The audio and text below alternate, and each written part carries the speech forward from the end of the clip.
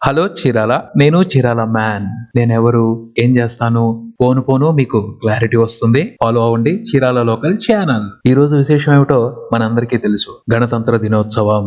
So మీ అందరికీ గణతంత్ర దినోత్సవ శుభాకాంక్షలు. చీరాల లోకల్ ఛానల్ తరపు నుండి గణతంత్ర దినోత్సవం, రిపబ్లిక్ డే అంటే భారతదేశం సర్వ స్వతంత్ర దేశం అని ప్రకటించుకున్న రోజు. మా మీద ఎవరి పెత్తనమో చెల్లదు, మేము సర్వ స్వతంత్రులం. మా విషయాల్లో వేరెవరు కూడా మా ఇష్టం లేకుండా ఇన్వాల్వ్ అవ్వకూడదు.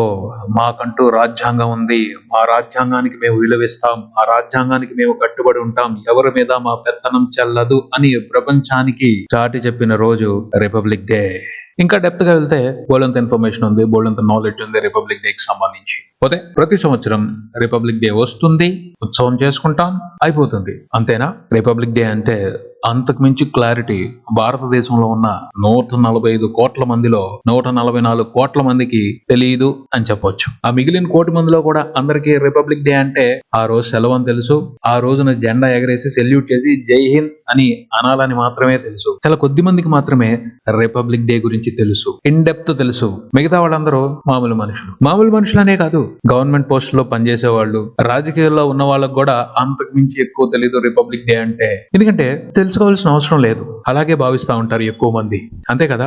అవసరమైన వాటి గురించే తెలుసుకోవాలి. ఎవరైనా రిపబ్లిక్ డే గురించి తెలుసుకుని ఏం చేయాలి అన్న కన్ఫ్యూజన్ లోనే చాలా మంది ఉంటూ తెలుసుకునే ప్రయత్నం చేయరు. ఎందుకంటే వాళ్ళకి చాలా కన్ఫ్యూజన్స్ ఉంటాయి. ప్రధానంగా సామాన్యమైన మనుషులకి చెప్పలేనన్ని కన్ఫ్యూజన్స్ మన దేశంలో. ఎందుకంటే ఎన్నో వాదాలు, ఎన్నో ధర్మాలు, ఎన్నో చట్టాలు, ఎన్నో సాంప్రదాయాలు, ఎన్నో నైతిక విలువలు కుప్పలు తెప్పులుగా వాళ్ళ మీద పుట్టినప్పటి నుంచి పడిపోతా ఉంటాయి. మన దేశంలో ధర్మాలతో చాలా పెద్ద సమస్య ఉంది. చాలా ధర్మాలు, లెక్క పెట్టలేనన్ని ధర్మాలు ఉన్నాయి. ఆ ధర్మాలన్నీ ఎలా ఉంటాయంటే, ఒక ధర్మం తిన్నగా వెళ్ళమంటది, ఇంకో ధర్మం అడ్డంగా వెళ్ళమంటది, మరో ధర్మం పైకి నడువు, నువ్వు కింద నడవాల్సిన వాడివి కాదు, ఆకాశం వైపు ఎగురు అంటుంది. ఇంకో ధర్మం భూమి మీద ఏముంది బూడిద, భూమిని తవ్వు, భూగర్భంలోకి వెళ్ళు, అక్కడుంది నీకు కావాల్సింది, అదే ధర్మం అని మెడపై కాళ్ళేసి భూమిలోకి తొక్కేస్తుంది. ఇలా ఒక్కో ధర్మం ఒక్కో దారి చూపిస్తా ఉంటుంది. వీటిలో ఏ ధర్మం అసలు మనిషికి అవసరమైన ధర్మం? 7 జన్మలు కాదు 70 జన్మలు ఎత్తిన అర్థం కాక,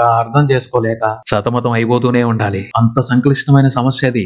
మనిషిగా పుట్టడం కంటే ఏ కుక్కగానో, పిల్లిగానో, నక్కగానో పుట్టడం బెస్ట్. వాటికి ఏ ధర్మాలు లేవు, ఎలాంటి ధర్మాల సంఖ్యలు లేకుండా స్వేచ్ఛగా పుడతాయి, స్వేచ్ఛగా బతుకుతాయి, స్వేచ్ఛగా పోతాయి. పోతే ఈ మధ్యన మనుషులు వాటి స్వేచ్ఛను కూడా డిస్టర్బ్ చేస్తున్నారు. వీళ్ళ ధర్మంతో మిగతా జంతువుల మనుగడని భూమి మీద అంతం చేస్తున్నారు. మనుషులు ఏర్పాటు చేసుకున్న ధర్మం మిగతా జంతువుల్ని బాధ పెట్టడం ఎంతవరకు న్యాయం ఏమో తెలీదు. ఎందుకంటే ఆ జంతువులకి న్యాయం అడగడం తెలియదుగా.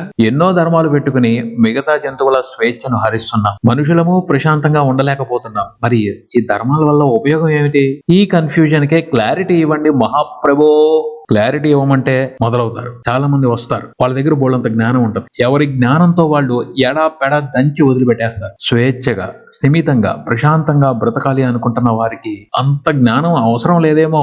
అయినా సరే అడిగాం కదా, చెప్పేస్తారు. పెద్ద పెద్ద సభలు పెట్టి ప్రవచనాల మీద ప్రవచనాలు చెప్పేస్తూ జ్ఞానాన్ని వెచ్చలవిడిగా ఎక్కిచ్చేస్తారు బుర్రల్లోకి. ఆ జ్ఞానాన్ని పంచుతూ వాళ్ళు ఏం చెప్తారు అంటే, స్వేచ్ఛ, ప్రశాంతత కావాలి అంటే జ్ఞానం పెంచుకోవాలి అని చెప్తారు. కానీ ఇక్కడ ఓ ప్రాబ్లం ఉంది. జ్ఞానం వచ్చిన దగ్గర నుండి స్వేచ్ఛ, స్వతంత్రం ఎక్కడ ఉంటాయి అసలు?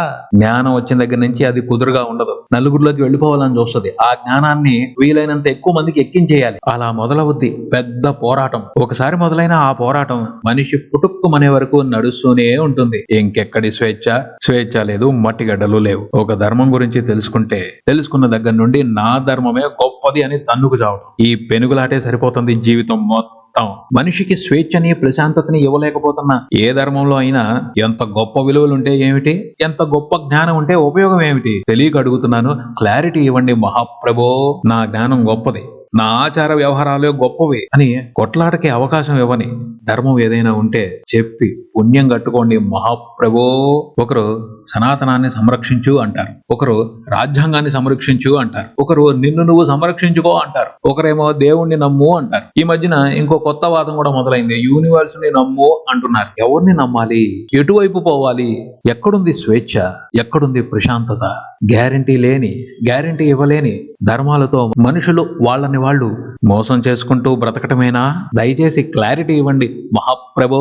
సనాతన ధర్మం అని కాదు, రాజ్యాంగ ధర్మం అని కాదు, ప్రతి ధర్మంలోనూ జ్ఞానం ఎక్కువ ఉన్నవాళ్ళు జ్ఞానం లేని వాడిని దోచుకుంటూనే ఉన్నారు. దోపిడీకి పెత్తనం చేయడానికే అవకాశం ఇస్తున్న ధర్మాలే ఎటు చూసినా కనిపిస్తున్నాయి. దోపిడీకి పెత్తనం చేయడానికే అవకాశం ఇస్తున్న ధర్మాలే ఎక్కడ చూసినా కనిపిస్తున్నాయి. దేవుడు అంటారు హుండీ పెడతారు, రాజ్యాంగం అంటారు చందాలు పెడతారు, సనాతనం అంటారు ట్రస్టులు పెడతారు. ఏ ధర్మమైనా సంఘం వస్తుంది. సంఘానికి డబ్బు కావాలి.